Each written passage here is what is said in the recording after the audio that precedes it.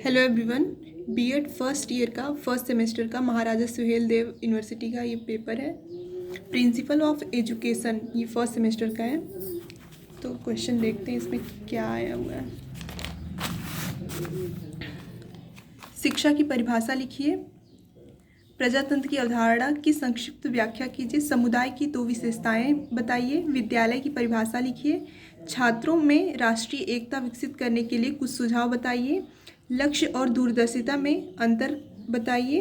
प्रभावी विद्यालय की कोई 4 विशेषताएं बताइए। शिक्षा में अव्यय तथा अवरोधन से आपका क्या तात्पर्य है। व्यावसायिक शिक्षा के किन्हीं 2 उद्देश्यों का वर्णन कीजिए। नई शिक्षा नीति द्वारा सुझाए गए 5+3+3+4 की शैक्षिक संरचना से आप क्या समझते हैं। फिर सेक्शन बी आ जाता है। इसमें सेकंड क्वेश्चन है, शिक्षा के अभिकरणों से आप क्या समझते हैं। एक अनौपचारिक साधन के रूप में परिवार की शिक्षा में भूमिका क्या है। या उसका ऑप्शन है शिक्षा के क्षेत्र की विवेचना कीजिए। क्वेश्चन नंबर 3 है, सुनियोजित जनतांत्रिक समाज में आप बच्चों को किस प्रकार शिक्षा देने का प्रयास करेंगे। या फिर समाज तथा विद्यालय के संबंधों की व्याख्या कीजिए। फिर आ जाते हैं क्वेश्चन नंबर 4 पे।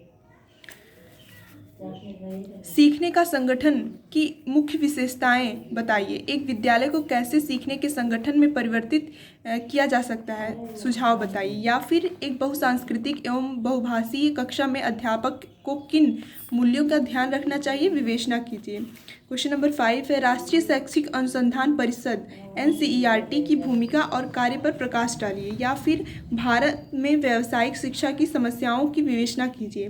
क्वेश्चन नंबर 6 है, छात्र शिक्षक अनुपात की अवधारणा का अर्थ क्या है, इसके महत्व पर प्रकाश डालिए। या फिर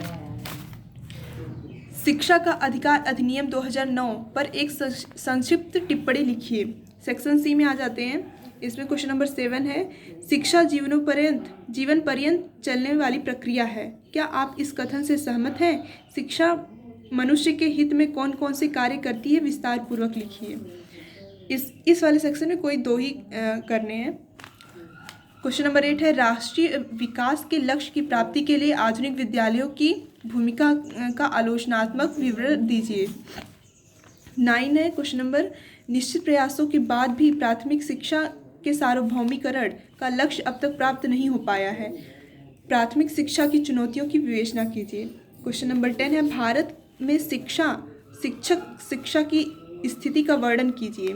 शिक्षा के क्षेत्र में राष्ट्रीय शिक्षा परिषद की भूमिका एवं उत्तरदायित्व की व्याख्या कीजिए।